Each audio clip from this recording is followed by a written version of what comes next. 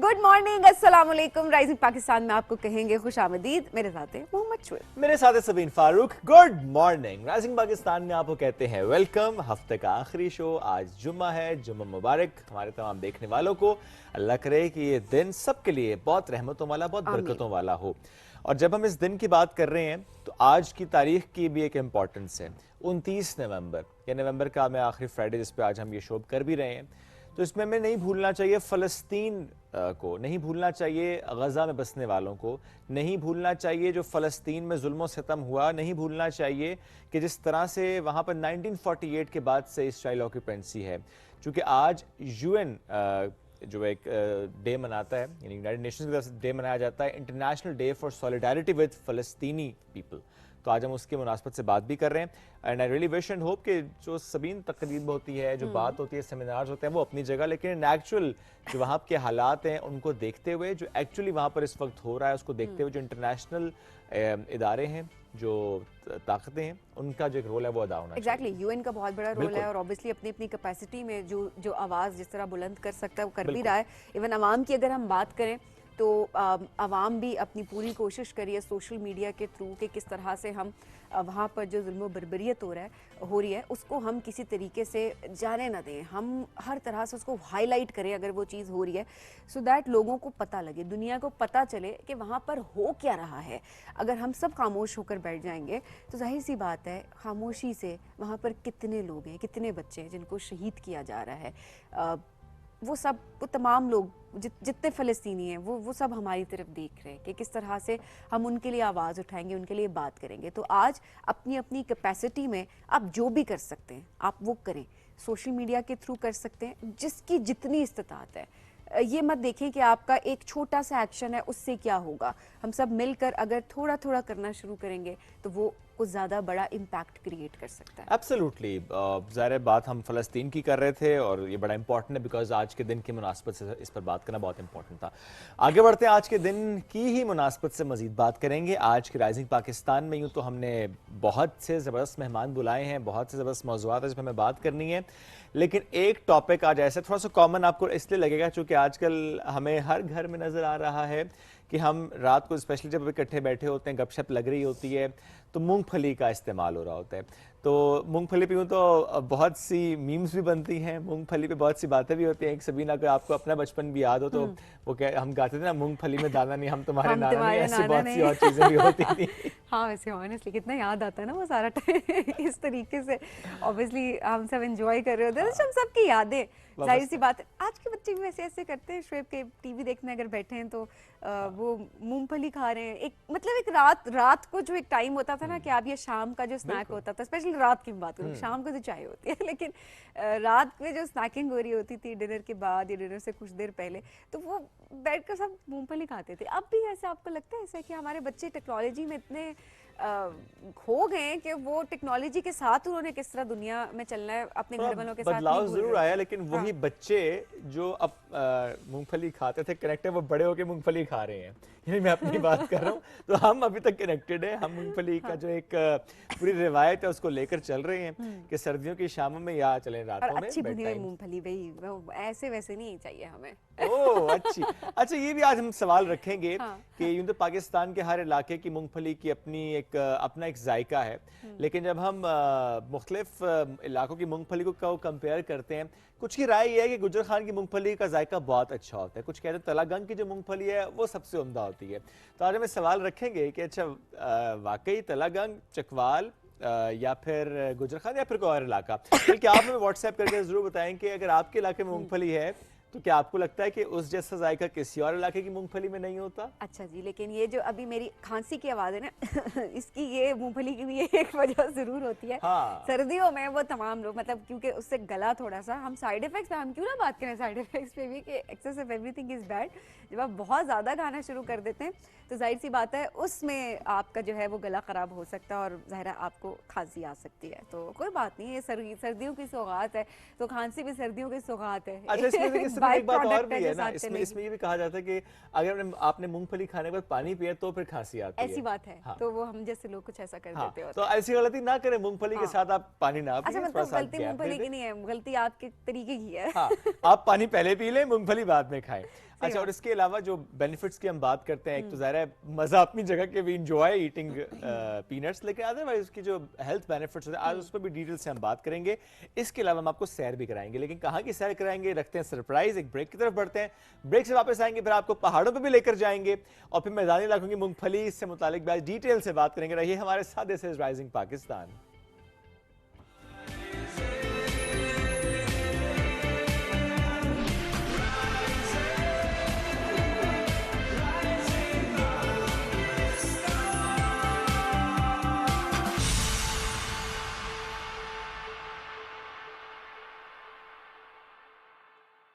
माना कि हर डिसीजन आसान नहीं होता, लेकिन Zong मंथली प्रो मैक्स के साथ है बहुत आसान। बेसिक में मिले 200 GB डेटा, लगातार कॉल्स और SMS, या फिर प्लस जिससे मिले ये सब और ढेरों डिस्काउंट्स, मोबाइल इंश्योरेंस और Zong टीवी की फ्री स्ट्रीमिंग भी। The decision is simple, let's get digital with Zong 4G। Sonia के कत्ल का केस अदालत में है और पुलिस उस तक पहुंचने की पूरी कोशिश कर रही है। हमारे लिए मैसेज है कि तुम अपने डोमेन में रहकर इसकी तहकीकात करो। मेरे पास दुनिया की सारी खुशियां हैं सिवाय सुकून के।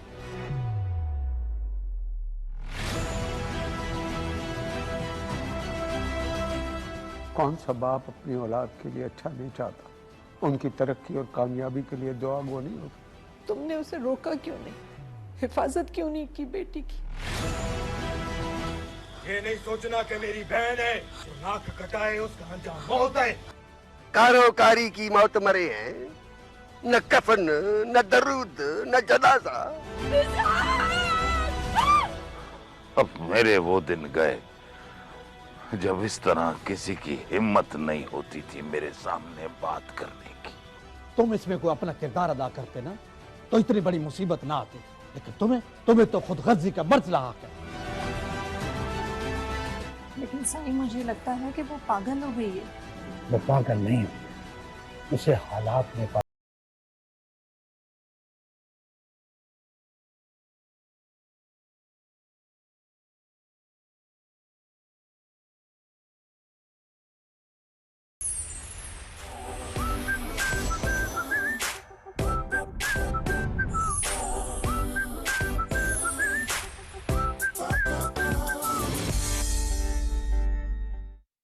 अपनी 30 दिन से बंद Zong सिम वापस लगाएं और पाएं 8 GB डेटा, 40 दूसरे नेटवर्क मिनट्स बिल्कुल मुफ्त। इसके अलावा हर रिचार्ज पर पाएं 25 दूसरे नेटवर्क मिनट्स और 1000 MB 2 दिन के लिए। अभी *2244# मिलाएं, Zong सिम लगाएं और डिजिटल हो जाएं। The decision is simple. Let's get digital with Zong 4G।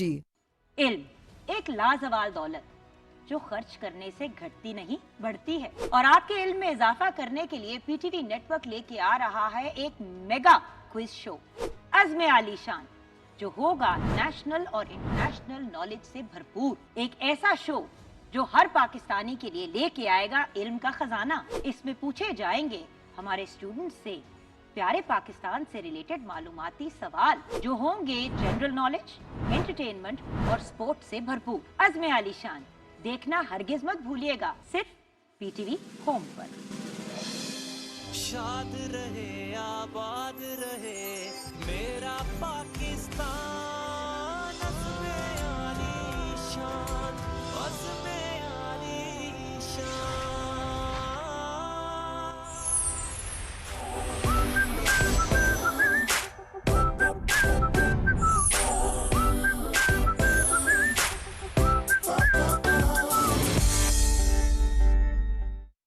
अपनी 30 दिन से बंद Zong सिम वापस लगाएं और पाएं 8 GB डेटा, 40 दूसरे नेटवर्क मिनट्स बिल्कुल मुफ्त। इसके अलावा हर रिचार्ज पर पाएं 25 दूसरे नेटवर्क मिनट्स और 1000 MB 2 दिन के लिए। अभी *2244# मिलाएं, Zong सिम लगाएं और डिजिटल हो जाएं। The decision is simple. Let's get digital with Zong 4G। इल्जाम, बहतान, फेक न्यूज और प्रोपेगेंडा, आखिर कब तक? सांझ को आंच नहीं तो झगड़ा कैसा? सच नहीं रहेगा खामोश, ये बोलेगा जोर से शोर से। हकाइक की जरब से तोड़ेंगे झूठ का तिरस्ता।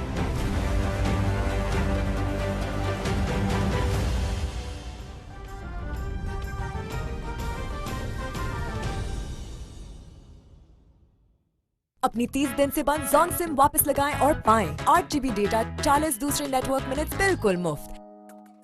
इसके अलावा हर रिचार्ज पर पाएं 25 दूसरे नेटवर्क मिनट्स और 1000 MB 2 दिन के लिए। अभी *2244# मिलाएं, Zong SIM लगाएं और डिजिटल हो जाएं। The decision is simple. Let's get digital with Zong 4G.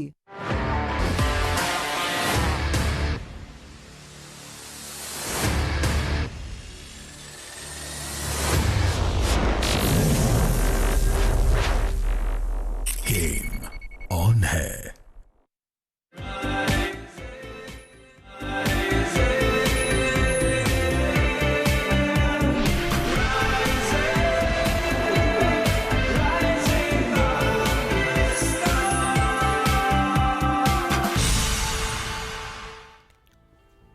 Welcome back to rising Pakistan में आपको कहेंगे खुश आमदीद। आज हमने ये सोचा कि हमने किस तरीके से आप सबको ये इस बात पे कायल करना है कि आज आपने मूंगफली लाजमी खानी है, अगर आप मूंगफली नहीं भी खा रहे तो ठीक हो गया।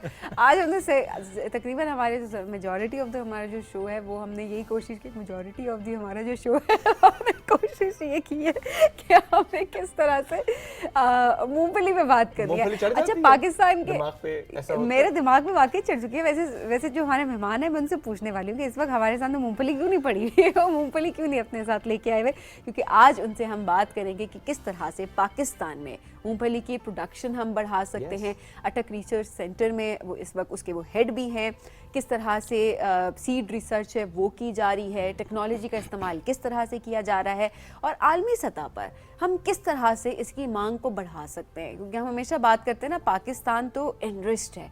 आप ड्राई फ्रूट्स की बात करें या आप किसी और हवाले से भी बात कर रहे हो, लेकिन बात यह है कि हमने किस तरह से उसको मार्केट करना है, हमने किस तरह से आगे इसको बेचना है, सो दैट पाकिस्तान की चीज जो है वो पूरी दुनिया में जा रही है और हमारी मईशत से भी। और क्या हम इतनी छोड़ देते हैं कि हम एक्सपोर्ट भी कर सके? कंजम्पशन पाकिस्तान में कितनी पैदावार कितनी है इस पर भी हम बात करेंगे, because we eat a lot.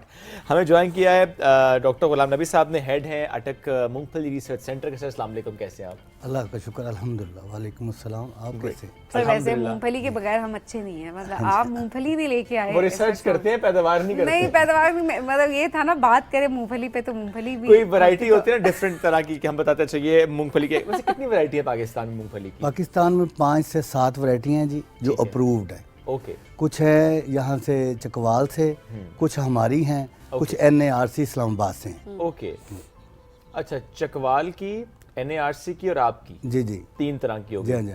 सो ये थोड़ा डिफरेंस क्या है इन तीनों में? ये जो है ना, अटक में जो हमारी वैरायटीज़ हैं 3 हैं। ठीक है, वो अटक 19 है और फ़ख्रे अटक है, ठीक है, और एक तीसरी वो अभी अप्रूवल के आखिरी मराहल में है। अच्छा, ये काश्त वहीं होती है? जी। अच्छा, नहीं, ये पूरे पंजाब पोठोहार एरिया के लिए है, क्योंकि काश्त तो सिर्फ इधर ही होते हैं ना, फतेहजंग, तलागंग, चकवाल, गुजर खान। बिल्कुल जी। तो जो चकवाल की वैरायटीज़ हैं वो भी बेहतरीन वैरायटीज़ हैं। सही। वो अटक वो बारी 16 के नाम से, और फिदा 19 के नाम से, और एक फ़ख्रे चकवाल के नाम से है।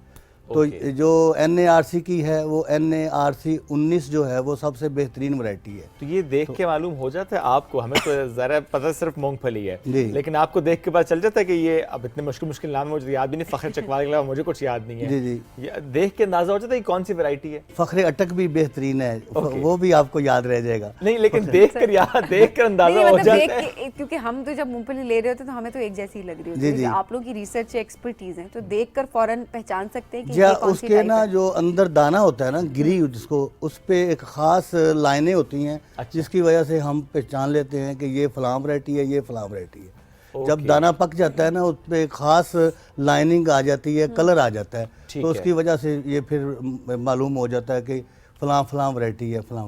जबरदस्त। इस साल पैदावार कितनी हुई है वैसे मूंगफली की पाकिस्तान में? इस दफ़ा जी सूरत हाल ये है कि बहुत ज़्यादा टेम्परेचर हाई रहा है और बारिशें लेट हुई हैं, तो पैदावार ओवरऑल पंजाब में जो है वो कम हुई है। अच्छा। क्योंकि फ्लावर जो थे वो शेटरिंग हो गई थी ज़्यादा टेम्परेचर की वजह से। सही। और दूसरा ये जो बारिशें लेट होने की वजह से फ्लावरिंग लेट हुई है। जितने फ्लावर शुरू से होते थे उतने नहीं हो सके, जिससे पैदावार कम हुई। और ये भी मसला बना है कि आखिर में एक हेरी कैटरपिलर एक कीड़ा का है जो इसको मुकम्मल तौर पर खा जाता है, उसने इसके पौधे को ज़्यादा नुकसान पहुंचाया। और उसकी वजह से फ्लावरिंग भी डिस्टर्ब हुई है।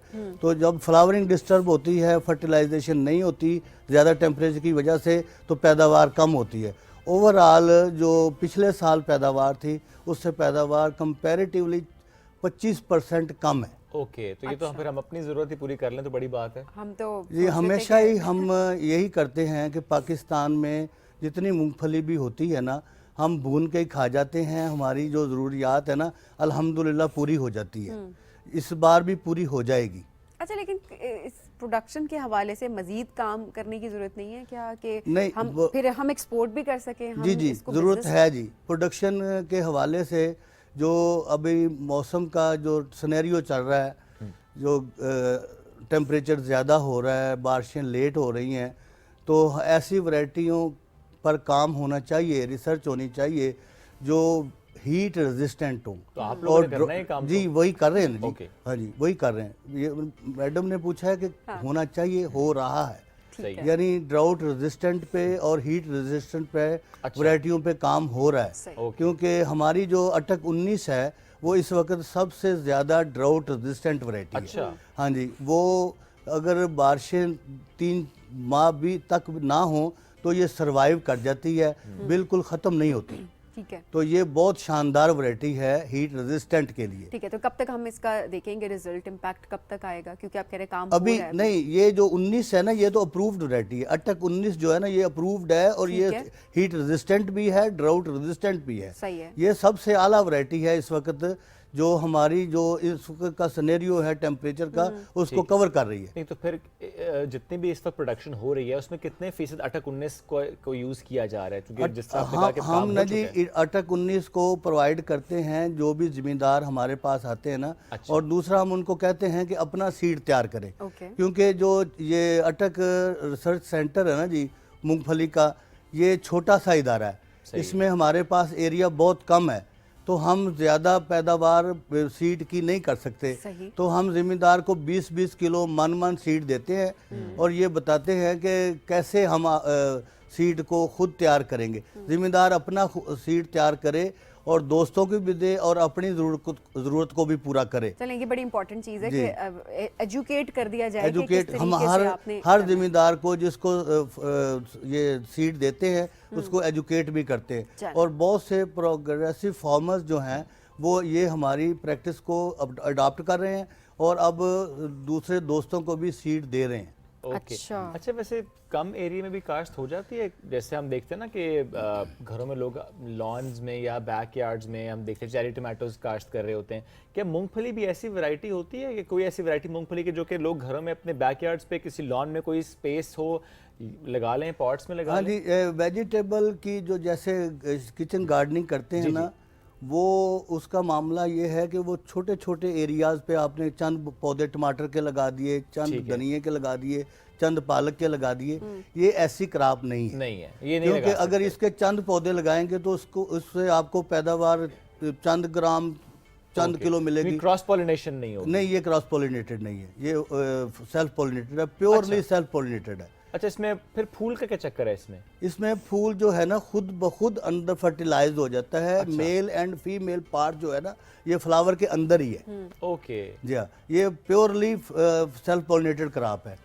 तो इसको सेल्फ जो कंटेमिनेशन है ना कोई नहीं, पोलन कंटेमिनेशन कोई नहीं। कम एरिया में क्यों नहीं काश्त हो सकती? सर कम एरिया में इसलिए नहीं काश्त हो सकती, चंद पौधे आप लगाएंगे ना जितने, तो उसमें से आपको पैदावार थोड़ी आएगी, थोड़ी मिलेगी। लेकिन मिलेगी जैसे आप टमाटर काश्त करते हैं ना, आपको 1-2 टमाटर हांडी के लिए जरूरत होती है। चलो अपने शाम की मंचिंग के लिए तो मिल जाएंगे। दूसरी बात ये है कि वो चंद दिन की क्रॉप होती है ना कि आपने लगाई, जरूरत पूरी कर ली। ये 8 माह की क्रॉप है। 8 माह आप किचन गार्डनिंग करते रहेंगे, फ्लावर पानी देते रहेंगे। 8 महीने में मिलेंगी इतनी सी मूंगफली, थोड़ी सी मिलेगी क्योंकि आपने एरिया थोड़ा सा लगाया। बिल्कुल ठीक है। शौक के तौर पे कुछ लोगों को शौक होता है ना कि कोई कुछ नया ट्राई करे, कुछ करते रहे, बहुत ही वेले वो उसके लिए थोड़ा एरिया बढ़ा ले, फिर थोड़ी एरिया बढ़ा ले। ये यहाँ जरा आपके पास अगर एक कनाल में आप लगाते हैं 3.5 से 4 किलो गिरी लगेगी और उसमें से आपको 2 मन मिल जाएगी, 2 से 2.5 मन। तो ये तो मजा आएगा ना। यानी हम 2 ये तो ढाई वैसे सही है। 8 माह आपने मेहनत भी की, खिदमत भी की, तो बाद में आपको 2-2.5 मन मिले तो सही। तो मिलने के बंदा रिश्तेदारों के पास जाए तो जरा लेके जाए, लेके जाए। हाँ जी, तो तभी आप मेहनत करें, रिश्तेदारों को दे दे, दुआएं लेंगे, तभी लेके जाएंगे ना जब आप इतनी उगाएंगे तो। सही बात है, वो मरलों में ये क्रॉप लगाने वाली नहीं है। सर वैसे अगर हम प्रोडक्शन जिस तरह आप बता रहे काम ऑलरेडी हो भी रहा है जी, अगर मेजर स्केल पे अगर काम हो जाए और हम एक्सपोर्ट भी करें, जाहिर है आप अपनी जरूरत तो जाहिर है हम नहीं भी पूरी कर पा रहे होते कि हम कह रहे हैं कि हम इसमें पूरी कर रहे हैं अल्हम्दुलिल्लाह। अच्छा ठीक है। मईशत को कितना फायदा हो पाकिस्तान की? मईशत को ऐसे फायदा हो सकता है कि हमारा जो किसान है ना जी, अगर इसको ज़्यादा से ज़्यादा काश्त करें और फिर जो प्राइवेट सेक्टर है वो वैल्यू एडिशन की तरफ आ जाए। ओके, वैल्यू एडिशन की मैं बात करता हूँ कि इसमें 50% तक आयल है और ओमेगा 3 आयल फैटी एसिड है जो सबसे ज़्यादा सेहत के लिए फ़ायदेमंद है और उससे ब्लड प्रेशर का इलाज होता है।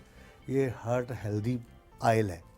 तो जब ये आयल आप इस्तेमाल करेंगे तो जो आयल पे हम इंपोर्ट पे जो पैसा डॉलर्स दे रहे हैं वो कम हो जाएंगे, वो कम हो जाएंगे dollars.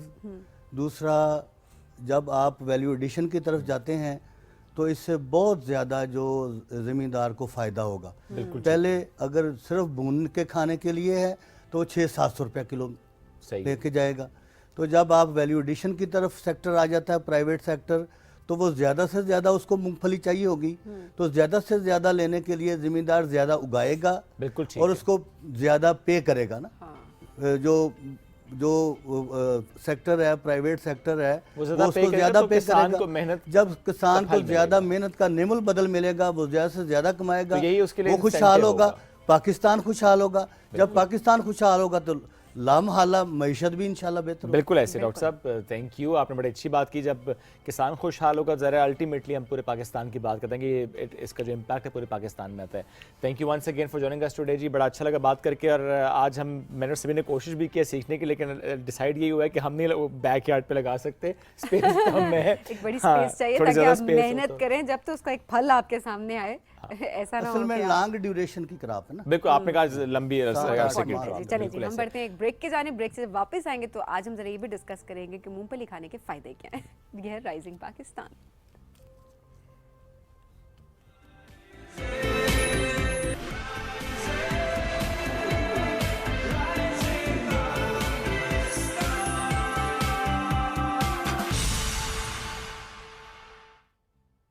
Welcome back. Rising Pakistan में एक बार फिर कहेंगे खुशामदीद। अब बुनियादी सवाल कि मूंगफली जिसमें दाना भी हो वो कितनी खाएं? मैं ये सोच रही हूँ, कह रहे हैं मूंगफली में दाना नहीं, हम तुम्हारे नाना ने। हाँ वो तो है, लेकिन फिर भी कितनी खाएं ये आज हमारा सवाल है। अरे जितनी खाए उतनी कम है, मूंगफली है, दिल भर के खाएं। मेरे जैसे लोग ये कह रहे हैं दिल के लिए कितनी अच्छी है, इस पर भी बात करना इंपॉर्टेंट है। ये तो क्या दिल भर के खाएं। बिल्कुल, तो वही मैं बात दिल भरता है, दिल नहीं भरता मूंगफली से। लेकिन बात वही है शुएब के एक्सपर्ट्स जो जाहिर है वो हमेशा यही बात करते हैं कि excess of everything is bad. तो वो कितनी क्वांटिटी में खा सकते हैं, इसके फवाइद क्या हैं, इसके नुकसानात भी क्या हैं, कौन लोग हैं जिनको परहेज करनी चाहिए, और स्पेशली आज ओवरऑल ड्राई फ्रूट्स पे भी हम जरा बात करेंगे। आप भी हमें बताएं आपके इलाके में कौन सा ड्राई फ्रूट ज़्यादा फेमस है। ठीक है, मूंगफली अगर आप खाते हैं तो जो एग्जाम की इससे पहले हम बात कर रहे थे कि ये एग्जाम उसकी होती हैं, तो क्या आपको भी इससे पहले पता था? कोई नहीं उसकी किस्म हो तो वो भी हमसे ज़रूर आप शेयर करें। एब्सोल्युटली। डॉक्टर नौशीन ने हमें ज्वाइन कर लिया, न्यूट्रिशनिस्ट हैं। अस्सलाम वालेकुम, गुड मॉर्निंग। अस्सलाम वालेकुम एंड वेरी गुड मॉर्निंग। कैसी हैं आप? अल्हम्दुलिल्लाह। अच्छा, आपको पता है मूंगफली की वैरायटी के बारे में कि चकवाल की अलग होती है, अटक की अलग होती है, तलगंग की अलग होती है? हमें तो नहीं पता था। पता नहीं, मैं तो आज नाम पहली दफा सुने ही इतने वो मैं सुन रही थी, बड़ा इन्फॉर्मेटिव था, लेकिन जनरली हमें ऑफ कोर्स नहीं पता चलता। जैसे एक टाइम होता है ना जिसमें कहा जाता है कि आम जो हैं वो इस मुल्तान की साइड का आम अलहदा है, इधर का अलहदा है, तो शायद इसी तरह मूंगफली भी आपकी डिफरेंट उसमें होती है। तो बेसिकली अगर हम मूंगफली की बात करें तो है क्या, एक नट है, सीड है, मनी है, हाँ, जिसको हम बीज कहते हैं, वो है। और इसकी वैसे तो ये अच्छा है, इसको फैमिली यूनियन सीड भी वो कहा जाता है नट। क्यों? क्योंकि जब आपने देखा है जब मूंगफली खा रहे होते हैं तो एक फैमिली दूसरा तीसरा सब इकट्ठे बैठ जाते हैं, दे स्टार्ट ईटिंग, तो वो एक फैमिली यूनियन सीड भी कहलाता है, ठीक है। ये बड़े मजे की इसके बारे में एक इन्फॉर्मेशन है। अब होता क्या है कि सिंस इसका ठीक है ये नट है, इसमें गुड कोलेस्ट्रॉल है, लेकिन एक लिमिट से ज़्यादा आप खाएंगे तो ये आपके लिए बैड इफेक्ट भी हो सकता है, ठीक है। सो आप लें, ऑफ कोर्स इसमें मुख्तलिफ वाइटामिन आपको मिल रहे हैं, मिनरल्स मिल रहे हैं जो आपके लिए बेहतर हैं, बट इसकी बहुत ज़्यादा जो है वो मनाही है। दूसरी बात ये कि सीड है तो ये अगर आप बहुत ज़्यादा खाएंगे तो ये आपकी जो डाइजेशन है, यानी कि आपका जो हाजमा है उसको भी ख़राब करती है, ठीक है। Other than that of course आपकी इम्यूनिटी को बिल्डअप करती है, आपके लिए इसके अंदर एंटी इन्फ्लेमेटरी यानी कि जिस्म में जो भी कोई एंटीऑक्सीडेंट एक चीज़ कहलाती है जो कि आपके जिस्म से गैर ज़रूरी मादनियात को निकाल देती है, आपकी इम्यूनिटी को बिल्डअप कर रही है, हार्ट हेल्थ के लिए अच्छा है।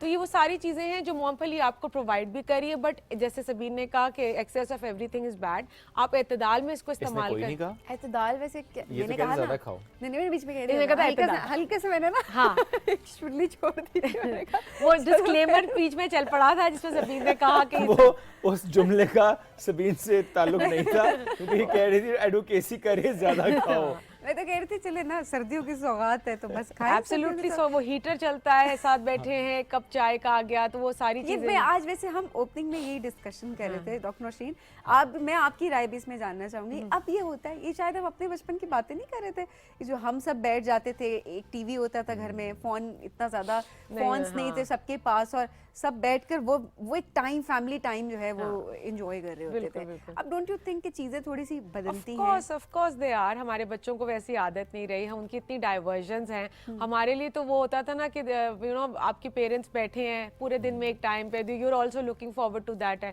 अब उनकी एक अपनी लाइफ है, उनके पास अपना गैजेट है, और अब तो मूंगफलियां छिली हुई भी आ जाती है। हमारे ज़माने में बड़ी डिसरिस्पेक्ट है ये मूंगफली की वजह। अगर सारे अपने फोन पे लगे हुए हैं ना, एग्जैक्टली ये मूंगफली की। अच्छा, इसकी एक और चीज़ है रोस्टेड, यानी कि जो नमक लगी हुई मूंगफली जो आपको मार्केट में मिलती है वो आपने ध्यान से खानी है, क्योंकि उसमें सोडियम ज़्यादा है। तो वो आपके ब्लड प्रेशर को और आपके जो लिपिड यानी कि जो अगर ट्राइग्लिसराइड्स और ऐसी चीज़ें हैं उनको आपको अफेक्ट कर सकती है। तो रोस्टेड ग्राम्स जो है जनरली, रोस्टेड नट्स जो हैं वो जनरली मना करते हैं, हम कहते हैं रॉ फॉर्म में आपने लेना है। ज़्यादा बेहतर तो ये है बस भुने हुए खा लें, एग्जैक्टली, नमक उसमें ऐड ना करें, नमक ऐड ना करें, और जो रॉ उसका है वो ज़्यादा बेहतर है, ठीक है। और इसी की जो बहन भाई हैं नट्स वगैरह, वो भी आप, जैसे कि मैं उसकी बात करूँ अखरोट की, मैं इसी कंपैरिजन पे आ भी रहा था। ये जो बहन भाई की आपने जिक्र कर दिया, मूंगफली और as compare to the other nuts, इसमें हम बादाम भी देख रहे हैं, काजू भी देख रहे हैं, वॉलनट्स भी देख रहे हैं, जो कि थोड़े से महंगे हैं एज कम्पेयर टू पीनट्स।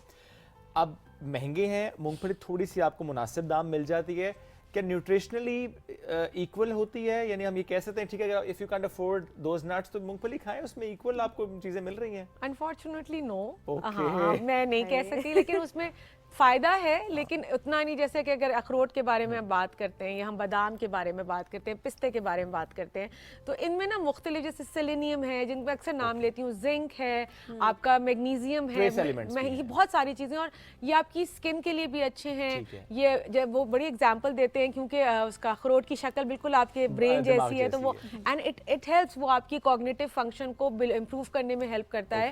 कहते हैं बादाम और अखरोट जो है तो ऐसे एक वो है जो कि एल्डरली एज में जो आपकी मेमोरी डिक्लाइन कर रही होती है वो बड़ा हेल्प करती है उनको। इसी तरह बच्चों को भी अगर आप बादाम शुरू में देना शुरू करें तो they are also very helpful.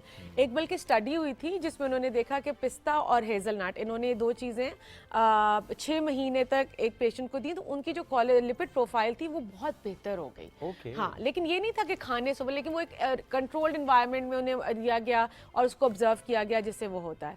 Secondly, अभी एक बात हम कर रहे थे, जिन पेशेंट्स की इम्यूनिटी लो होती है उनके लिए नट्स बहुत हेल्पफुल हैं, क्योंकि उसमें प्रोटीन्स भी है, उसमें कार्ब्स भी हैं, उसमें फैट्स भी हैं, और मैंने भी इससे सारे मिनरल्स का भी नाम लिया, विटामिन्स का भी नाम लिया। तो ये सारी चीज़ें जो हैं वो उन पेशेंट्स को इम्यूनिटी बिल्डअप करने में उनको हेल्प करते हैं, और ऐसे छोटे बच्चों के लिए भी बहुत ज़रूरी है, क्योंकि जो बच्चे बहुत फ्रीक्वेंटली बीमार हैं, अभी आप देख रहे हैं इस्लामाबाद में चेंज ऑफ सीजन हो चुका है, हार्डली हैड वन रेन, तो वो मौसम जो है वो बहुत ज़्यादा चेंज हो रहा है, तो ये चीज़ें आपको इम्यूनिटी बिल्डअप करने में हेल्प कर सकती हैं। अच्छा डॉक्टर साहब, मूंगफली की जब बात करें तो जिन लोग डायबिटीज़ के जो पेशेंट्स हैं, क्या उनके लिए भी रिकमेंडेड है? अगर है तो वो कितनी मिकदार में? अच्छा देखो, अगर नट्स की हम ओवरऑल बात करें ना, क्योंकि ये भी ऑफ कोर्स नट्स में आ जाती है, तो आपने हैंडफुल करना है। डेली खा सकते हैं? डेली खा सकते हैं, हैंडफुल नहीं करना है, ये मैसेज है। हैंडफुल करना है, ऐसे थोड़ी आती है हाथ में। यही तो थी, यही ऐसे नहीं आ सकता, ऐसे ज़्यादा फिर डालेगा कौन, फिर हम एक और बंदा ले। लेकिन generally this is what is recommended. मेरी ट्रस्ट मी, ये 10 से 12 आपके हाथ में से ज़्यादा नहीं आएंगे। ये जो हम भर के लेते हैं, दिस इज द थिंग जो कि आपको अफेक्ट करती है। डायबिटिक पेशेंट्स को क्यों? क्योंकि इसमें फाइबर ज़्यादा है। तो जब हमें डायबिटिक पेशेंट्स को हमें चाहिए, क्योंकि ब्लड शुगर लेवल्स कंट्रोल, तो फाइबर उसमें करता है और उनकी भूख को भी कंट्रोल करता है, तो इसकी वजह से उनकी शुगर भी कंट्रोल में रिकमेंडेड है। यस, और जिस तरह इससे पहले कह रहे थे हार्ट पेशेंट्स, उनके लिए भी रिकमेंडेड। मैंने भी जैसे आपसे बात की कि वो रिसर्च हुई थी, तो उसमें यही था कि जब वो रिपेयर हुए तो ट्राइग्लिसराइड्स बेहतर हुए, तो उनकी जो हार्ट हेल्थ है वो भी बेहतर होना शुरू हो गई। Coming back to the peanuts, yes, अगर पीनट्स में प्रोटीन भी है और फैट्स भी है, हमारी जो डेली रिक्वायरमेंट होती है प्रोटीन इनटेक की या फैट्स की, कितने % हम पीनट से ले सकते हैं? It's a good source. It is a good source, but again वो उतनी आपको, क्योंकि अगर आपका सपोज प्रोटीन की रिक्वायरमेंट कितनी है, ठीक है, जैसे सपोज अगर आपका वजन 80 किलो है तो आपको 80 ग्राम ऑफ प्रोटीन्स चाहिए, ठीक है। अब 80 ग्राम आप नट से नहीं ले सकते, वो बहुत ज़्यादा हो जाएगा, ठीक है। तो आपने दालें भी देख ली, उसमें मुर्गी, मछली, दही, अंडा, 20-30% ले लें, या 20-30% आप उसमें से ले सकते हैं, लेकिन बाकी जो है आपने कोशिश करना है कि आपने एग्जैक्टली आपने सिर्फ पीनट से नहीं पूरी करनी है, क्योंकि उसमें इतना ज़्यादा है भी नहीं, इतना सा तो नट है। अब सोचो उससे आप पूरी करेंगे, तो तो कह रहे थे डॉक्टर साहब ज्यादा खाएं, गुंजाइश निकालें।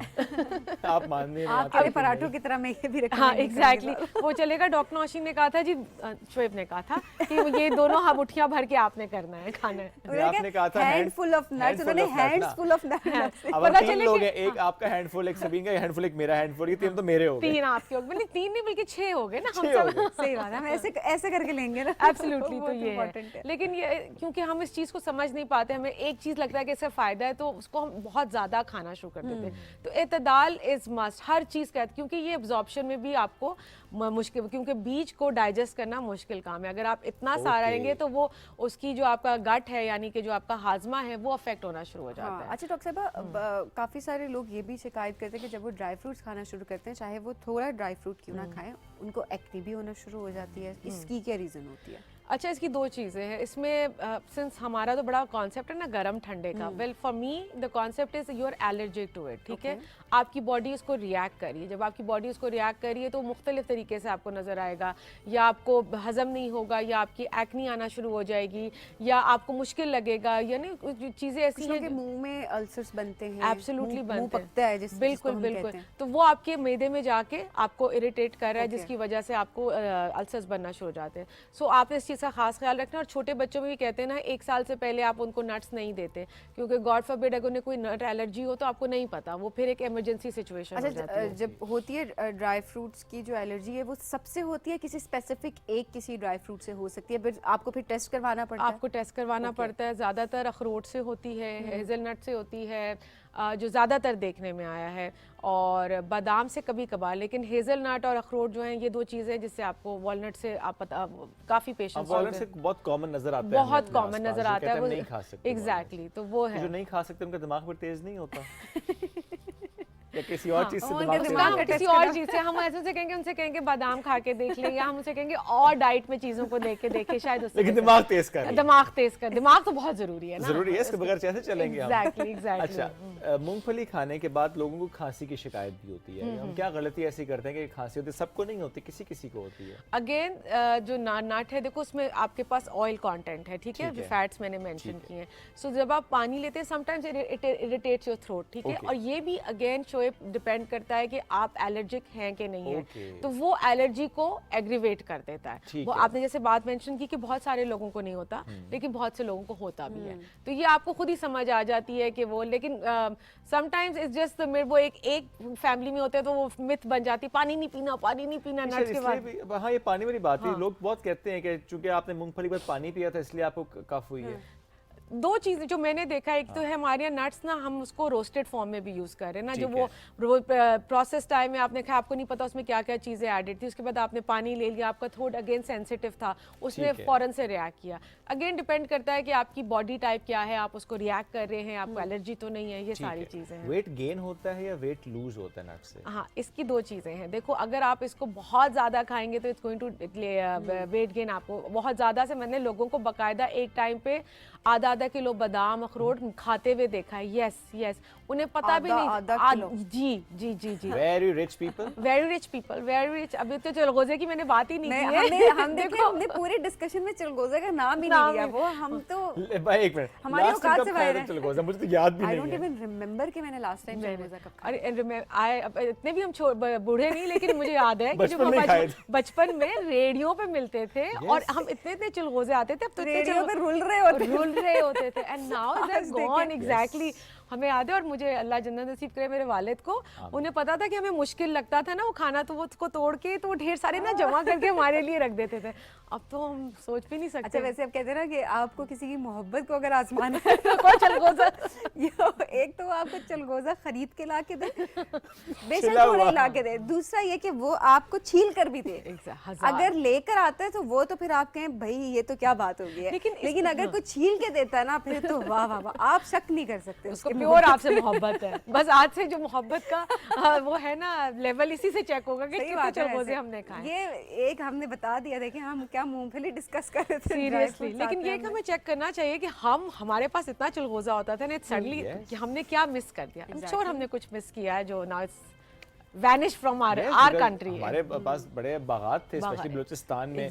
लेकिन रिसेंटली हमने देखा था चंद साल पहले वहाँ पे जिस तरह के आग लगने के वाकयात और चलगोजों के दरख्त, बेतहाशा दरख्त जो जल गए। ज़रा हमारे रिसोर्सेज खराब भी हुए, हमने खुद भी किए हैं, थोड़ी सी हमारी अपनी गलतियां कोताहियां भी हैं। तो इसलिए हम देख रहे हैं जो पहले महंगा था अब नायाब होता चला जा रहा है। और नायाब, और लोग उससे अपनी मेडिकेशन बना रहे हैं और करें जो हम नहीं कर सके। दिस इज लाइक लम्हा फिक्रिया फॉर अस कि हम एक चीज़ है जो पर प्रोडक्शन माशाल्लाह हम देख रहे थे कि किस हमारा कितना एनरिच्ड है हमारी लैंड, और उसको हम उस तरह से यूटिलाइज ऑब्वियसली। अब इससे पहले भी हम डिस्कस कर रहे थे हम कैसे बेहतर करें, तो वही बता रहे थे साहब जो आए थे, वो यही कह रहे थे कि हम बेहतरी की कोशिश करेंगे, प्रोडक्शन भी किस तरह बढ़ाई जा सके, टेक्नोलॉजी का किस तरह से इस्तेमाल किया जा सके सो दैट प्रोडक्शन बढ़ सके। बिल्कुल, एब्सोल्युटली। तो सब पीनट बटर पे आ जाते हैं, इसकी क्या बेनिफिट्स हैं? अच्छा, पीनट बटर जो है वो, ये बात याद रखना कि पीनट भी है और इसमें बटर भी है। पीनट में अगेन कोलेस्ट्रॉल लेवल ज़्यादा है और आप बटर भी इसमें रहे हैं, तो रेकमेंडेड जो है ना कि आप उसको 1 टीस्पून से ज़्यादा नहीं इस्तेमाल करें। 1 टीस्पून? अच्छा, पहली बात तो ये कि peanut butter is a process thing, ठीक है।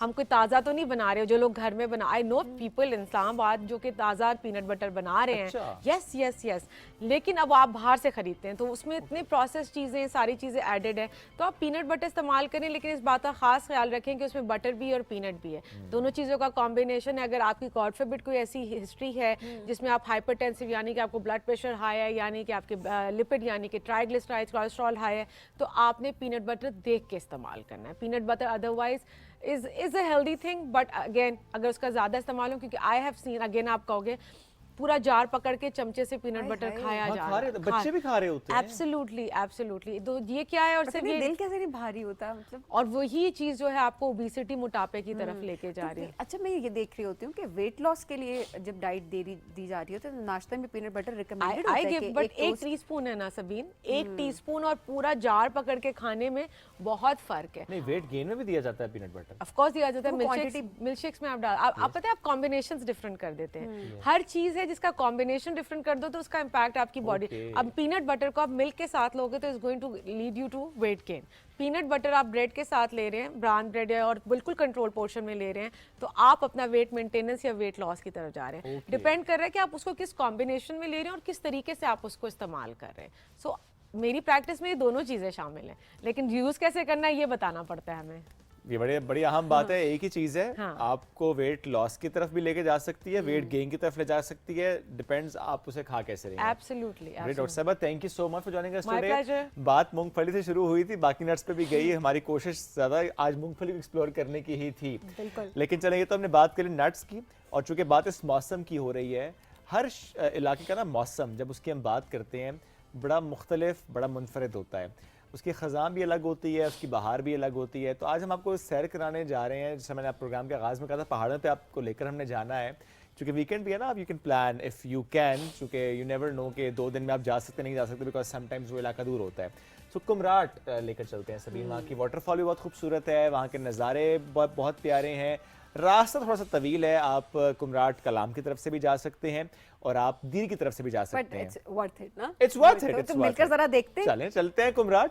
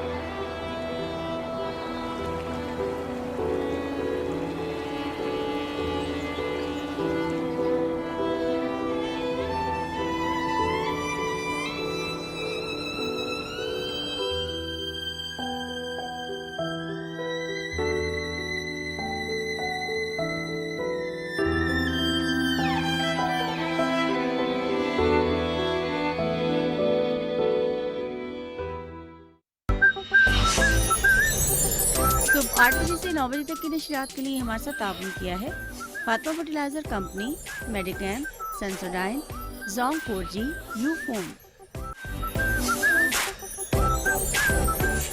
माना कि हर डिसीजन आसान नहीं होता, लेकिन जोंग मंथली प्रो मैक्स के साथ है बहुत आसान। बेसिक में मिले 200 GB डेटा, लगातार कॉल्स और SMS, या फिर प्लस जिससे मिले ये सब और ढेरों डिस्काउंट्स, मोबाइल इंश्योरेंस और जोंग टीवी की फ्री स्ट्रीमिंग भी। The decision is simple, let's get digital with Jong 4G।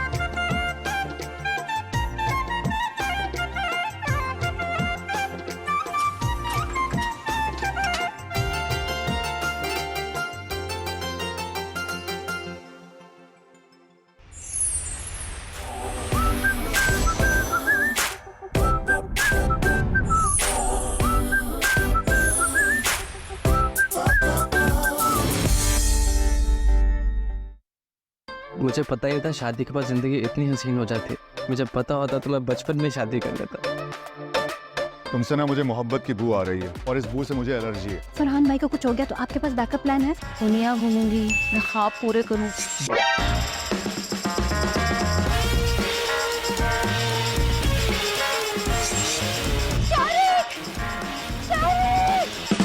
एक तो अलग में अटक गया। लाश ठिकाने लगा दे। बिजली के झटके लगे, वो भी सीधा दिमाग। जब तक बिजली इसके दिमाग में रहेगी ऐसी हरकतें करता रहेगा।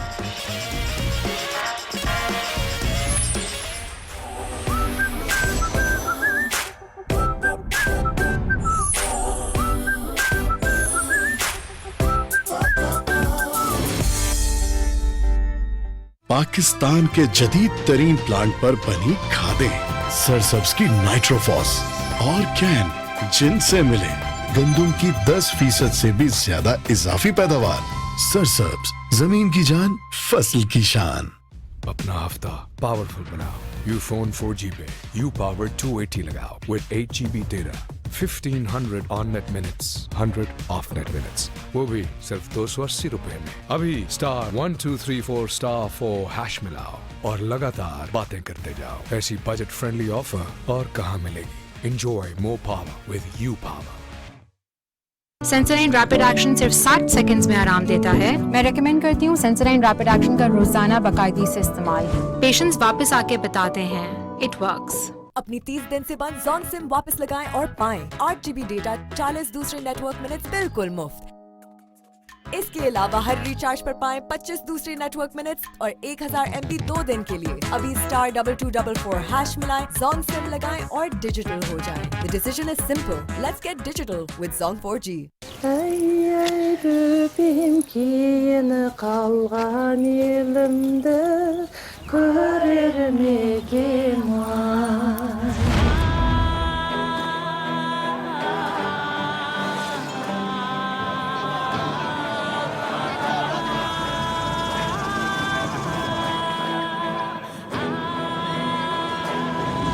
ये 10 कबीले 10 उंगलियों के मानिंद हैं जो एक ताकतवर मुट्ठी की सूरत बना सकते हैं। अगर तुम उन्हें नहीं मारोगे तो फिर मारे जाओगे। तुम्हें बिल्कुल ऐसे वार करना है।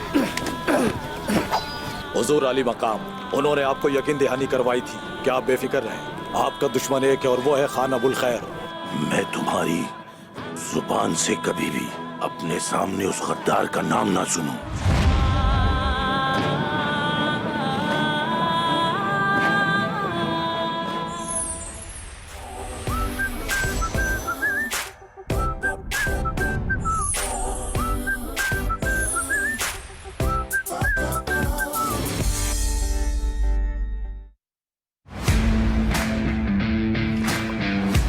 इस दफा गेम होगी आउट ऑफ दिस वर्ल्ड। तो आओ दिखा दे दुनिया को। गेम ऑन है सिर्फ पीटीवी स्पोर्ट्स पर।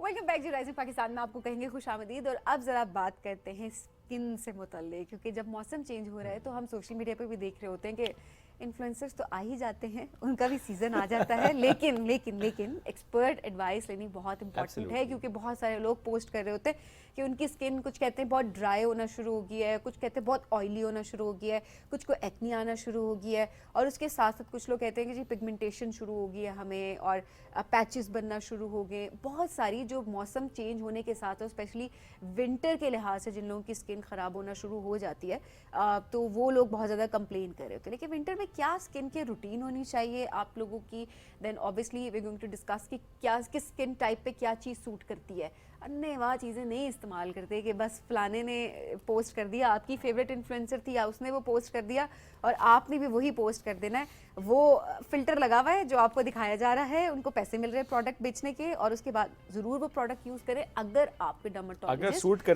करती है और आपके डर्मेटोलॉजिस्ट आपको वो रिकमेंड करते हैं। और इफ नॉट द फिल्टर सभी हो सकता है किसी की स्किन वाकई बहुत अच्छी हो, बट उसकी नेचुरली भी अच्छी हो सकती है। एग्जैक्टली अब जरूरी तो नहीं कि किसी की स्किन अच्छी है तो आप कहें कि चूंकि ये फलाना प्रोडक्ट इस्तेमाल करता है करती तो बस मैं भी इस्तेमाल कर लूँ। Please don't do that.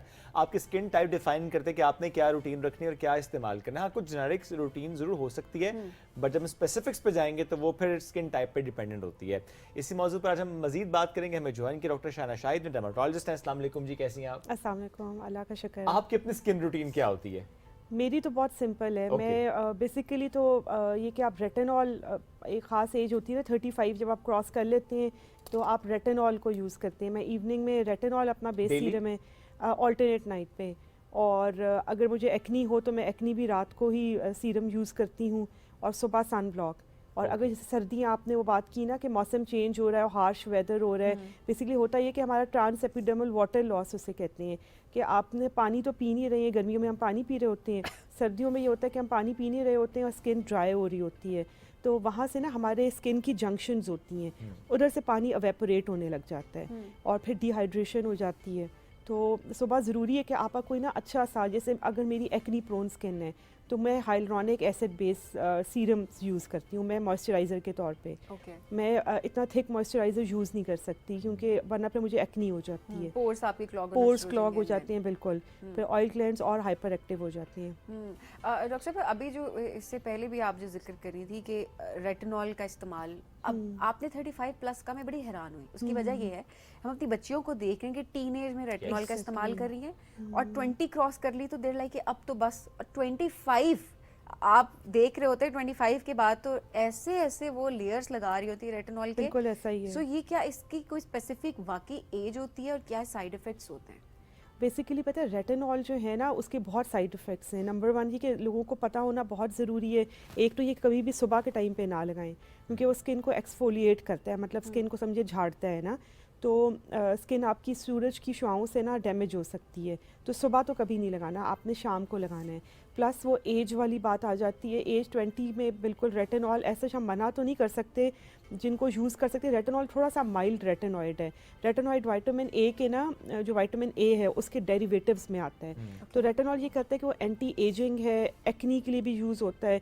तो हम डिफरेंट फॉर्म्स में रेटिनॉइड्स दे रहे होते हैं, लेकिन फॉर एज स्पेसिफिक अगर बच्चियाँ यूज़ करेंगी 20 और टीन्स तो बिल्कुल नो, और जो 20s भी नहीं, आफ्टर 30 यूज़ कर लें वो बेहतर है इंस्टेड। और तरीके अगर वही है ऑल्टरनेट। और प्लस अगर चाइल्ड बेयरिंग एज में है, अगर आपकी शादी हुई हुई है और आपने बेबी प्लान करना है तो रेटिनॉइड्स का बिल्कुल क्रॉस है, बिल्कुल आपने यूज़ नहीं करना। हाँ, अच्छा, वो जो ओरल बेबी में आप जो ले रहे होते हैं, ओरल भी और लगाने वाले, एवरीबॉडी नोज, में नाम नहीं लेना चाहूंगी, बट खुद से भी वो दवाई एक्नी के लिए इस्तेमाल की जा रही है। एग्जैक्टली। और ब्यूटी पिल के तौर पे ना लोग ऐसा ले लेते हैं कि हमारे 3 मंथ्स में एक्नी खत्म हो जाएगी, लेकिन उसमें ये है कि बच्चे अल्लाह ना करे आगे पैदा हो तो वो डिफॉर्मिटीज़, मतलब लेग डिफॉर्मिटी होगी या हाथ की या चेहरे की डिफॉर्मिटी। बहुत इंपॉर्टेंट है कि चलो ये तो समझ आती है कि आप नॉर्मली प्रेगनेंसी में हम देखते हैं कि आप दवाइयां नहीं इस्तेमाल करते, आपके आसपास सब बता भी रहते हैं कि आपने कोई मेडिसिन नहीं लेनी, इवन सिंपल पैरासिटामोल भी मना कर रहे होते हैं। लेकिन जो सीरम आप अप्लाई स्किन पे करें, आपने कहा कि वो भी प्रेगनेंसी में खतरनाक वो हो बिल्कुल सकता है। खतरनाक है। और बाहर देखिए इस तरह मिलते भी नहीं है। अगर आप पाकिस्तान में तो आपको काउंटर्स पे पड़े हुए रेटिनॉल सीरम्स मिल जाते हैं,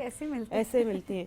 लेकिन आप अगर बाहर चले जाएं तो वो डॉक्टर की प्रिस्क्रिप्शन के बगैर नहीं मिलते ना। अच्छा। तो यही बात है, इसी वजह से वो नहीं प्रिस्क्राइब करते हैं। क्वांटिटी कितनी है कि आप कितना यूज़ करें? जिस तरह आप कह रही हैं कि 30 के बाद आप इस्तेमाल करें, रात को अपनी रूटीन में शामिल करें, मॉइस्चराइज़र से पहले, मॉइस्चराइज़र के बाद, और उसकी क्वांटिटी कितनी होनी चाहिए? बेसिकली पता है रेटिनॉल जो है ना उसको हमेशा आप फॉर्मुलेशन में लें जिसमें एक मॉइस्चराइज़र एडेड होता है। अपना फॉर्म अब वो ज़माना चला गया कि एक रेटिनॉल सीरम आ गया उसको हमने लगा लिया। अब ना फॉर्मुलेशंस आ गई हैं कि आपके रेटिनॉल सीरम में हाइलुरोनिक एसिड भी है, सेरामाइड्स भी हैं, सेक्वालिन होती है वो भी मॉइस्चराइज़र ही है, और नायासिनामाइड। ये सबसे बेस्ट कॉम्बिनेशन है। जो आप जब भी लें ना रात में तो आप हाइलुरोनिक एसिड और रेटिनॉल को कंबाइन कर लें। उससे ये कि जो रेटिनॉल के साइड इफ़ेक्ट स्किन पे आते हैं ना कि स्किन बहुत ड्राई हो गई या एक्सफोलिएशन मतलब स्केलिंग शुरू हो गई, वो नहीं होगा आपको। यानी दोनों इकट्ठे लगा लें। इकट्ठे लगा लें, ठीक है। बेस्ट ये अगर आपके पास अलग अलग सीरम्स है तो उनको कंबाइन कर लें। अच्छा, अगर नहीं है तो फिर आप ऑल्टरनेट नाइट पे रेटिनॉल और उसकी परसेंटेज ज़रूर देखें, 0.5 से लेके ना 1 तक। अक्सर लोग कहते हैं कि 2% रेटिनॉल, उसका कोई फ़ायदा नहीं, उल्टा नुकसान है ना, तो ये नहीं करना। ओके। अच्छा, रेटिनॉल और हाइलुरोनिक आपने कहा या तो इसे इकट्ठा इस्तेमाल करें या फिर ऑल्टरनेट रखें, एक रात रेटिनॉल एक रात हाइलुरोनिक एसिड, लेकिन रात को ही दोनों लगाने हैं, सुबह नहीं लगाने। हाइलुरोनिक एसिड आप सुबह भी लगा सकते हैं, जैसे मैंने बताया ना। हाइलुरोनिक बेसिकली मॉइस्चर को ट्रैप करता है। तो आप जब भी हाइलुरोनिक लगा रहे हैं, अगर आपकी स्किन ड्राई है तो नीचे पहले आपने जैसे वजू किया इशा का ना, और उस पर आपने नम जो आपकी स्किन होती है ना, डैम्प स्किन है, उसके ऊपर आप हाइलुरोनिक लगाएं तो वो मॉइस्चर को ट्रैप कर लेगा। तो आपको अगले दिन एक बहुत अपनी ना जैसे ड्यू ड्रॉप्स टाइप स्किन लगेगी। ये उसकी एक स्पेशलिटी, और हाइलुरोनिक फॉरन रिजल्ट देता है। अच्छा, उसमें तो वैसे जो एक्ने प्रोन स्किन है, ऑयली स्किन जो होती है, उसको कम यूज़ करना चाहिए, बिकॉज हाइलुरोनिक एसिड जो आप बात करें वो तो कई मतलब जब भी आपने फेस वॉश किया साथ आपने उसको अप्लाई, हम नहीं करते हुए देखा लोगों को, लोग कर रहे होते हैं। सो क्या डिफरेंट होता है स्किन टाइप के लिहाज से? बिल्कुल, आपकी बड़ा अच्छा क्वेश्चन है। एक तो ये कि हाइलुरोनिक जो एक्नी प्रोन स्किन वाले हैं ना, वो ड्राई स्किन पे यूज़ करें। जब आप ड्राई स्किन पे लगाते हैं तो आपको उस तरह का पोर्स क्लॉग वाला मसला नहीं है। और दूसरा ये कि आप ना उसको कॉम्बिनेशन में यूज़ कर लें, जैसे नायासिनामाइड के साथ यूज़ कर लें। बेसिकली हमारी जो होती है ना, हम लोग क्योंकि डर्मेटोलॉजिस्ट जो हैं वो बेसिकली हम लोग डिफरेंट स्किन टाइप से डील कर रहे हैं, डिफरेंट इंग्रेडिएंट से डील कर रहे हैं, तो हमें कोई ऐसी फॉर्मुलेशन चाहिए होती है जिसमें हम कॉम्बिनेशन में दे सकें। जैसे आपने बड़ा अच्छा किया ना कि एक्नी में हम हाइलुरोनिक नहीं दे सकते अगर, तो नायासिनामाइड को ऐड कर लें उसमें ना। अच्छा, ये भी बताएं बेसिक्स से, मैं कहूँगी कि हम जरा ना बेसिक्स को भी डिस्कस करें, सो दैट हमारी बच्चियाँ इस वक्त जो देख रही हैं वो बहुत ज़्यादा खुद से चीज़ों का इस्तेमाल ना बहुत ज़्यादा है, रिकमेंड करें। नायासिनामाइड ये किस एज से स्टार्ट करना चाहिए और इसके क्या फ़ायदे साइड इफेक्ट्स हैं? अच्छा, नायासिनामाइड के तो बहुत फ़ायदा, बेसिकली B6 है ना, नायासिनामाइड जो हमारी बॉडी में वैसे भी होती है, लेकिन जो अब नया आया है ना उसमें कि वो एक्नी को बड़ा अच्छा ट्रीट करती है। वो करती है कि आपके जो स्किन के अंदर पोर्स है ना, उनमें फाइबर्स, बेसिकली पोर्स जब स्किन पे नज़र आते हैं इसका मतलब है कि आपका जो फाइबर बैंड्स है ना नीचे से वो डिसरप्ट हो रहे हैं, तो वो फाइबर बैंड्स को बेहतर करती है, तो पोर्स ख़त्म करती है, एक्नी ख़त्म करती है नायासिनामाइड। एंटी एजिंग भी सॉर्ट ऑफ है, कोलेजन इंडक्शन करती है।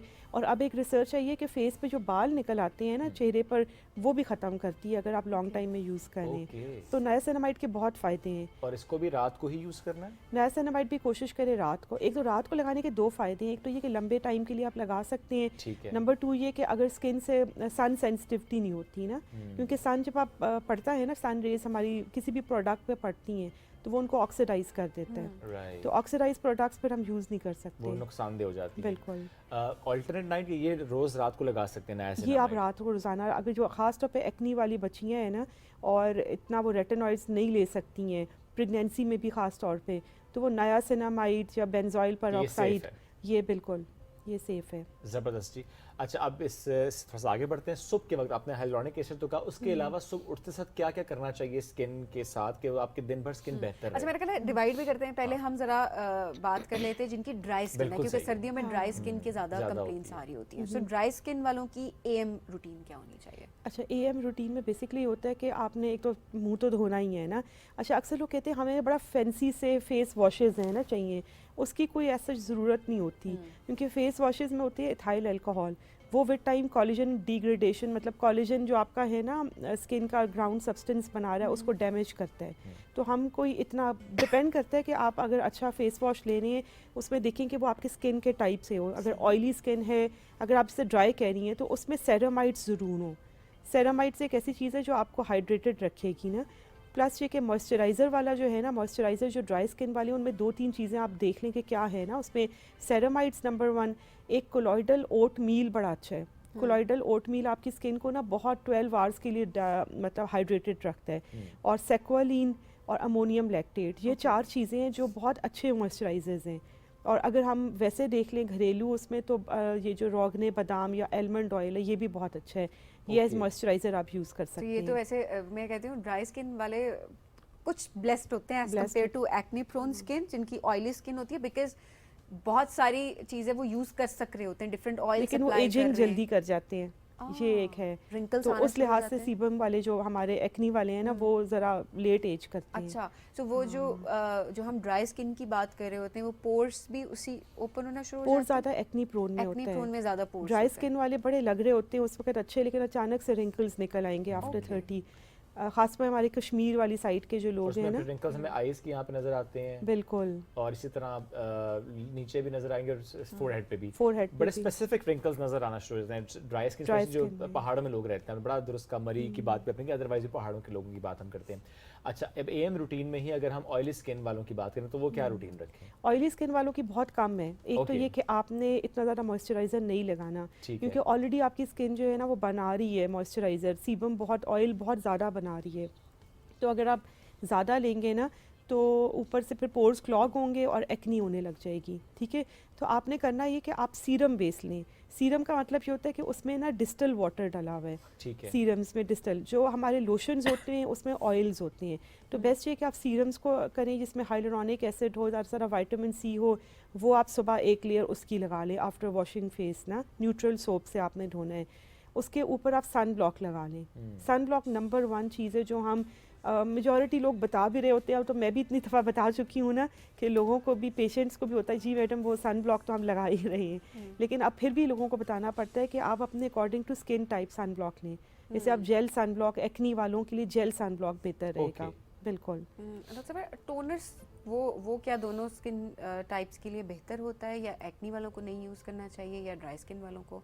क्योंकि फेस वॉश के बाद मेकअप आप जब क्लेंस कर रहे हैं क्लेंजर से, एंड देन आप टोनर का यूज़ कर रहे हैं, तो वो बाकी का मेकअप आपका होता है, उसके भी नुकसानात होते हैं या फिर फायदे? टोनर क्योंकि बहुत एक तो कम देर के लिए रहता है फेस पे ना, इतनी देर रहता नहीं है, तो वो टोनर इतना सिग्निफिकेंट नहीं है स्किन के रूटीन में जितना हमने बनाया हुआ है। अच्छा, अगर आपको एक्नी है तो सैलिसाइलिक बेस आप ज़रूर ले लें, वो ठीक है। और बाकी ये कि अगर आप मेकअप उतारने के लिए, जैसे हमारा आता है माइसेलर वाटर आता है, वो बेहतर है टोनर से ना। ओके, बिल्कुल, तो वो ज़्यादा रिकमेंडेड है। ऐसा ही है, बिल्कुल। अच्छा, ठीक। और अगर मिक्स्ड स्किन हो, होती है कुछ कॉम्बिनेशन स्किन है, टी आपका ऑयली है बाकी ड्राई, वो बेचारे क्या करें, उनके लिए तो वैसे सबसे ज़्यादा मुश्किल उनके मेजॉरिटी जो एक्नी प्रोन भी होते हैं ना, वो भी सिर्फ विंटर्स में कॉम्बिनेशन वाले हो जाएंगे ना। तो उसमें यही है कि अगर आपकी ड्राई स्किन हो रही है तो फिर आप वही सीरम बेस लगा लें, मॉइस्चराइज़र, और ऊपर सन ब्लॉक लगा लें। अगर फिर भी आपको लग रहा है, जैसे इनके ज़्यादातर मैंने देखा है जो एक्नी प्रोन है वो ही जाते हैं कॉम्बिनेशन की तरफ। ये मेरा वो हाल है, मेरी कॉम्बिनेशन स्किन है, मेरी स्किन एकदम, क्योंकि जब एक्नी प्रोन आप कहते हैं तो डॉक्टर रिकमेंड कर देते हैं, अक्सर वो होता है कि ऑयल आपने निकाल देना है, और वो मैं जब फेस वॉश करती हूँ तो मेरी स्किन अकड़ जाती है proper, then I have to use moisturiser. जब आप वो मॉइस्चराइजर यूज करते हैं तो आपकी स्किन थोड़ी देर के बाद ऑयली होना शुरू हो जाती है, ऐसा ही है। और फिर आपको नहीं, आपने बस आप ऐसा यूज करना है, माइसेलर वाटर यूज करें, साथ आप हाइलुरोनिक एसिड और विटामिन सी का कोई मॉइस्चराइजर वो आप यूज कर सकती हैं। विटामिन सी भी बहुत सारे जो एक्नी प्रोन स्किन है उनको भी ट्रिगर सूट नहीं करता। वही बात फिर आ जाती है कॉम्बिनेशंस पे ना, कि डायरेक्ट विटामिन सी आपने लगा लिया तो फिर आपको इरिटेशन, फिर आप हाइलुरोनिक के साथ, हाइलुरोनिक बड़ी अच्छी चीज़ है, आप किसी के साथ भी, जैसे वो कहते हैं ना लोटे हैं वो हर के साथ जुड़ जाता है हाइलुरोनिक, सबके साथ वो काम करता है। और अक्सर जब हाइड्रेशन कराते हैं काफ़ी सारे लोग, वो भी क्या दोनों स्किन्स के लिए बेहतर होती है? हाइड्रेशन बेसिकली पीआरपी की अगर हम बात कर लें, हाँ पीआरपी तो बेसिकली आपके कोलेजन इंडक्शन कर रहा है ना, वो सारे यही काम कर रहे हैं। वो जो आपकी अगर डिप्लीशन हुई हुई है ना कोलेजन की या हाइलुरोनिक की, वो उसको इंक्रीज करता है। तो अगर आप हाइलुरोनिक एसिड ऊपर से लगा रहे हैं ना, हाइलुरोनिक बेसिकली जो आपको ग्लो सी आती है ना चेहरे पे, वो हाइलुरोनिक की वजह से आती है। तो और अगर आपने चाहते हैं ना ड्यूई सी स्किन हो, तो वो आप हाइलुरोनिक एसिड लगाएं तो काफ़ी हो जाता है। एंड देन शॉर्ट टर्म है, आप अगर उसको कंटिन्यू नहीं कर रहे, हाँ, और इसका रिजल्ट लेकिन फौरन आ जाता है। जैसे आप रेटिनॉल कंटिन्यू करना पड़ता है, आपको बार-बार करवाना पड़ता है फिर ये प्रोसीजर? पीआरपी नहीं, पीआरपी आपने सेशंस होते हैं उसके 3 to 4 होते हैं, या मैक्सिमम 5 होते हैं। और जैसे अगर यंग स्किन है उसमें एक दफ़ा जैसे पीआरपी फेशियल, हम उसको वैम्पायर फेशियल कहते हैं, आपका ब्लड लेके ही हम लोग इंजेक्ट करते हैं और उससे ग्रोथ फैक्टर्स आते हैं ना, तो वो वंस इन अ वाइल भी आप करा सकते हैं। ठीक है, बल्कि बहुत ज़्यादा भी नहीं कराना चाहिए, वरना फिर आपकी स्किन ना वो उभरी उभरी सी लगने लग जाती है। ओके, ज़रा excess of everything is bad. Discussion को कंटिन्यू करते हैं डॉक्टर साहब, एक छोटी सी ब्रेक की तरफ बढ़ेंगे, ब्रेक से वापस आएंगे, कुछ सवाल हमारे भी हैं, आप भी सवाल अपने में व्हाट्सएप कर सकते हैं, हम हमारे साथ रहिए, वापस आएंगे। This is rising Pakistan.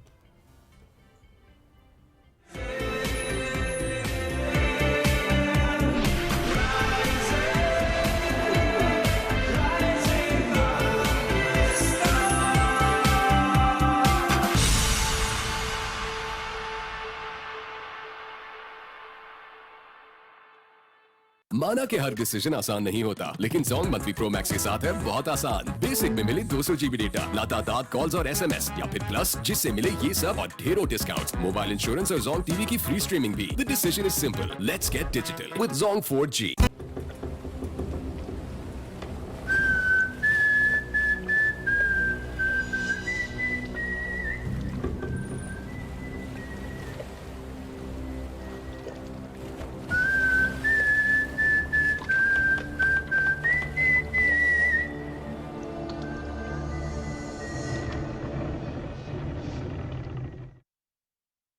अपनी 30 दिन से बंद जॉन सिम वापस लगाएं और पाएं 8 GB डेटा, 40 दूसरे नेटवर्क मिनट्स बिल्कुल मुफ्त। इसके अलावा हर रिचार्ज पर पाएं 25 दूसरे नेटवर्क मिनट्स और 1000 MB 2 दिन के लिए। अभी *2244# मिलाएं, जॉन सिम लगाएं और डिजिटल हो जाएं। The decision is simple, let's get digital with Zong 4G। अबे ओए! अरे बेकार आदमी, बस बहुत हो गया। अब मैं बताता हूँ तुम्हें कि मैं कितना काम का आदमी हूँ। इधर आओ। ठीक है, मैं आ जाता हूँ, ये नहीं सोचना मैं डर के आ रहा हूँ। मैं बहुत थक गई हूँ, जरा मेरी जगह झाड़ू लगा दें। आपका घर बड़ा खूबसूरत, बस आप हमें शूटिंग करने थे। हाँ, 3 लाख का चेक, 14 लाख का चेक आपको कल मिल जाएगा, और जो अमाउंट रह जाएगी ना, वो शूटिंग के लास्ट डे पे ऐसा भी होता है। 1 मिनट, ये घर मेरा है और यहाँ सब कुछ मैं डिसाइड करती हूँ। यहाँ कोई शूट वूट नहीं होगी। यार लकी दिन गुजर जाएगा।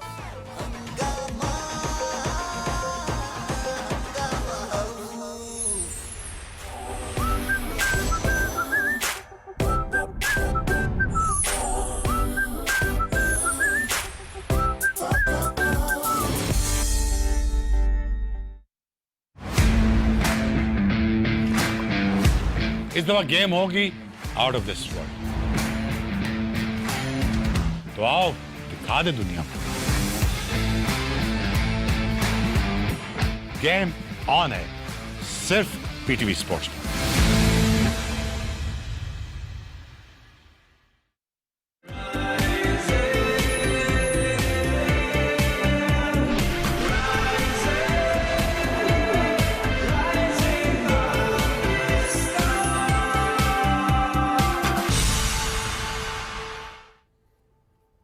वेलकम बैक जी। राइजिंग पाकिस्तान में आपको कहेंगे खुश आमदीद। डॉक्टर साहब हमारे साथ मौजूद है। हम जरा स्किन केयर के हवाले से बात करें, क्योंकि बहुत सारे जब हम टॉपिक्स की बात कर रहे हो तो कि आप हमें रिकमेंडेशन भेजें, तो स्किन के हवाले से, बालों के हवाले से बहुत ज़्यादा हमें इन टॉपिक्स की रिकमेंडेशन आ रही होती है। तो आज जरा हम बात करेंगे किस तरह से ये जो बदलता मौसम है या ओवरऑल भी जो आपकी स्किन के रूटीन है वो क्या होनी चाहिए आपकी स्किन टाइप्स के परस्पेक्टिव से। इससे पहले हमने डिस्कस किया ब्रेक से पहले कॉम्बिनेशन स्किन और ड्राई स्किन, उसमें आपकी रूटीन AM की क्या होनी चाहिए और ऑयली भी ऑब्वियसली। अब ज़रा हम बात करेंगे PM, आपकी रात की रूटीन जो आपकी शाम की रूटीन जो है वो किस तरह की होनी चाहिए। डॉक्टर साहिबा सबसे पहले हम ड्राई स्किन से स्टार्ट करते हैं कि शाम की रूटीन, रात की रूटीन क्या होनी, सोने से पहले क्या करें? सोने से पहले बेसिकली यही आपने करना है कि एक तो मैंने आपको शुरू में बताया था रेटिनॉल शाम को यूज़ कर सकते हैं। अब ड्राई स्किन वालों ने वही ध्यान करना है कि रेटिनॉल या तो ऑल्टरनेट नाइट यूज़ करें या कॉम्बिनेशन जो हाइलुरोनिक के साथ है ना उसको यूज़ कर लें। ठीक है। दूसरा आपने ये करना है कि जो ड्राई स्किन वाले उन्होंने मॉइस्चराइज़र करना है यूज़, मॉइस्चराइज़र प्रॉपर वाला, क्योंकि वैसे तो ओवरनाइट जब हम सोते हैं ना तो हमारी सारी बॉडी रिजुविनेट हो रही होती है। अल्लाह ताला का निज़ाम ऐसा है कि हमारे ना ऑयल ग्लैंड्स उस वक्त एक्टिव हो जाते हैं। तो अगर आप ना भी लगाएं ना मॉइस्चराइज़र तो रात को आपकी स्किन मॉइस्चराइज हो रही होती है। ठीक है। अगर आपने हाइलुरोनिक और रेटिनॉल लगा लिए तो सुबह फिर आप मॉइस्चराइज़र लगाएं। शाम को ना हमारे जैसे पिगमेंटेशन वाले पेशेंट्स बहुत होते हैं, तो पिगमेंटेशन वाले पेशेंट्स को मैं कहती हूँ उसमें जितनी चीज़ें होती हैं ना पिगमेंटेशन को कंट्रोल करने वाली वो रात को ही लगानी है आपने, वो कभी भी भूल के सुबह नहीं लगानी है आपने। जैसे वो ऑक्सीडाइज हो जाती हैं तो जैसे आपके आर्बुटिन है, कोजिक एसिड है, राइस एक्सट्रैक्ट्स हैं या फिर ग्लूटाथायोन, विटामिन सी, तो चलें सुबह आप लगा लें, लेकिन ये चीज़ें आपने रात को ही लगानी है ना। तो इसका ध्यान रखना है। और ऑयली स्किन? और ऑयली स्किन का भी यही तकरीबन है कि रेटिनॉल्स आप यूज़ कर सकते हैं रात को।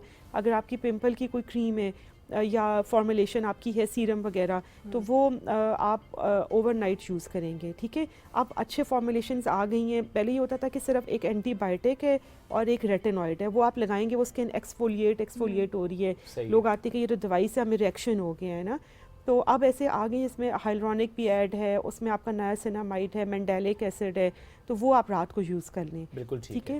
वैसे अब बच्चों की बात करते हैं, स्पेशली जो इस मौसम में बच्चे पैदा होते हैं वो भी आते होंगे आपके पास अपने स्किन को के कंसर्न के साथ, उनके पेरेंट्स लेकर आते होंगे उनको, कि वाकई ऐसा होता है? देखो ऐसे होता है अक्सर, जैसे उनके दूसरा या तीसरा बेबी भी हो रहा है लेकिन वो इतने परेशान होते हैं कि हमारी ये देखिए ना इस बच्चे को, पहले तो किसी बच्चे को ऐसा नहीं हुआ, एक्नी नहीं कहते, छोटे दाने निकल आएंगे या स्किन बहुत ड्राई होकर एक्सफोलिएट, माथे पे दाने बिल्कुल ना। तो वो ये होता है कि बेसिकली इस मौसम में जो बच्चे पैदा हो रहे हैं ना उनका आपको एक्स्ट्रा केयर भी करना है। एक तो उनको मॉइस्चराइज बहुत ज़्यादा रखना है, प्लस हम वुलन कपड़े बहुत भर भर के बनाना शुरू कर देते हैं, तो कोशिश करें नीचे टोपियाँ बहुत ना, तो कॉटन के पहले पहना लें। पहले आप नीचे कॉटन की अंडर जो है ना शर्ट्स पहना लें और ऊपर से बेशक आप वुलन कपड़े भालू बनाए, कोई मसला नहीं है। ऐसे ही, लेकिन आपका स्किन कांटेक्ट में जो आ रहा है वो कॉटन होना चाहिए। ठीक है। और ताकि एलर्जिक ना हो ना आगे, और मॉइस्चराइज हो बहुत ज़्यादा, थिक मॉइस्चराइज़र यूज़ करें। एक प्लस ये हो गया कि बेबी सोप्स लोग बहुत यूज़ करते हैं। बेबी सोप्स भी बड़े फैंसी किस्म के आजकल आ गए, इनमें स्वीट वो सेंट्स वगैरह ऐड होते हैं जो खुशबू वाले होते हैं ना, वो भी बच्चों को ना रिएक्शन कर जाते हैं। तो कोशिश करें जैसे आमतौर पे जो एक मॉइस्चराइजिंग बार टाइप आती है जो इतना सोप टाइप ना हो उसको यूज़ कर लें। और अगर आपने कुछ भी नहीं करना है ना तो बच्चे को नहलाने के बाद जब जिस्म तर हो उसका ना, उसके ऊपर आप वेज़लीन, पेट्रोलियम जेली वगैरह खुशबू वाली लगा दें तो वो काफ़ी अच्छी लेयरिंग हो जाएगी। डॉक्टर साहब कुछ लोग टोटके भी करते हैं ना बच्चों की स्किन को लेकर, उनकी हेल्थ को लेकर, आपके पास केसेस आते होंगे ऐसे कि जो टोटका किया और फिर टोटका ख़राब हो गया और फिर उन्होंने कहा डॉक्टर साहब आप कुछ हल निकालें अब? टोटके तो बहुत, एक तो वो गुट्ठी देने वाला बहुत है ना, उससे बच्चों की तबीयत ख़राब होती है, फिर उनको फूड एलर्जीज़ हो जाती हैं। तो ये तो मैं हर उसमें अगर फॉरम वो गलत चीज़ है, उससे ये होता है कि बेसिकली फिर ना बच्चों को फूड एलर्जीज़ हो जाती हैं। जब फूड एलर्जीज़ होती हैं तो वो स्किन पे आ जाती हैं। तो ये शुरू से एक तो ध्यान रखिए ना, गुट्ठी, शहद। दादियों को नहीं रोक सकते आप। बस ये कि अगर अवेयरनेस हो जाए तो शायद, अब तो दादियाँ इतनी समझदार आ गई हैं ना, अब वो वाली दादियाँ नहीं रही हैं मेरे ख्याल में। तो बस ये कि आप ये ध्यान रखें। प्लस ये कि जैसे अक्सर लोग नई बाल उतरवाते हैं, हमारी सुन्नत है ना कि बाल उतरवाना है फ़ौरन विदिन 7 डेज़ बच्चों के बाल उतरवाने हकीका, तो वो फिर सर पे खुश्की नहीं जमा होती। तो ये ध्यान करना है क्योंकि हमें किसी वजह से ही कुछ बताया गया है कि आप ये रिचुअल्स फॉलो करें ना, तो उसको ज़रूर करें। बच्चों के बाल उतरवाएं ताकि लॉन्ग टर्म उनको सेबोरिया या सेबोरिक डर्मेटाइटिस, क्रेडल कैप जिसे कहते हैं, वो ना हो। ओके। अच्छा, बच्चियों में स्पेशली हम देखते हैं कि बहुत छोटी बच्चियों में 8, 9, 10 साल फोरहेड पे उनके पिंपल्स आना, एक्नी आना शुरू हो जाते हैं, क्यों? उसकी नंबर 1 कॉज यही है कि डेंड्रफ होती है मेन। ठीक है। डेंड्रफ को रूल आउट करें। अगर डेंड्रफ नहीं है ना तो हो सकता है कि बच्चे ना आजकल बड़े तेज़ हो गई हैं, बच्चियाँ ख़ास तौर पे, वो ना ऐसा ये इन्फ्लुएंसर्स को देख के उन्होंने अपनी एक रूटीन बनाई होती है। मेरी अपनी फैमिली में ना बच्चियाँ वो हाइलुरोनिक एसिड और वो मल के उन्होंने फिर वो एक्नी करवा लेती हैं। 9-10 साल की बच्चियाँ, फिर बेबी स्किन तो गायब। बेबी स्किन तो गायब ना, 9-10 क्या 8 साल की बच्चियाँ इस तरह ना। तो उनको यही होना चाहिए कि तो पेरेंट्स मॉनिटर करें कि बहुत ज़्यादा स्किन प्रोडक्ट्स ना यूज़ करें, प्लस अगर ये डेंड्रफ के मसले को ठीक करें। और फिर सिंपल एंटीबायोटिक की ऑइंटमेंट्स आती हैं, इनको रेटिनॉइड्स आपने बिल्कुल नहीं देने ना, सैलिसाइलिक एसिड बेस्ड या मेंडेलिक एसिड, बेंजोइल पेरोक्साइड की ऑइंटमेंट्स आती उससे हैं, कंट्रोल हो जाता है। उससे कंट्रोल हो जाएगा इंशाल्लाह। Doctor thank you so much for joining us today. हमारी कोशिश यही थी कि आज के इस नशिस्त में हम ना सिर्फ बड़ों की बल्कि बच्चों के स्किन केयर रूटीन पर बात कर सकें। चेंज ऑफ वेदर का एक इम्पैक्ट हमारी स्किन पर भी होता है और फिर स्किन टाइप आपकी जो है वो डिफाइन कर रही होती है कि क्या गड़बड़ हो सकती है। तो उस गड़बड़ से कैसे आपने बचना है, रात को सोने से पहले आपने क्या केयर करनी है, सुबह उठते साथ क्या करें, जिसमें सबसे जो बुनियादी बात है वो है आपने सन ब्लॉक का इस्तेमाल करना है। That's very important. And then again हमने बहुत बेसिक ओवरऑल हमने एक जेनेरिक करके चीज़ों को डिस्कस किया। अगर आपको कोई स्किन कंडीशन है एंड इफ यू थिंक कि ये चीज़ें आपको शायद सूट नहीं करती, आप ट्राई भी कर चुके हैं, तो अपने डॉक्टर से मशवरा करें, एक्सपर्ट से मशवरा करने के बाद अपनी स्किन पे आप कुछ भी इस्तेमाल करें। और पानी ज़्यादा से ज़्यादा पिएं और खुश रहें। अच्छा सा वीकेंड गुजारें, बहुत सा ख्याल रखें, दुआ में याद रखें। दोबारा मुलाकात मंडे को करेंगे। अल्लाह हाफिज़। मैं का डिस्क्लेमर दे देना, अक्सर लोग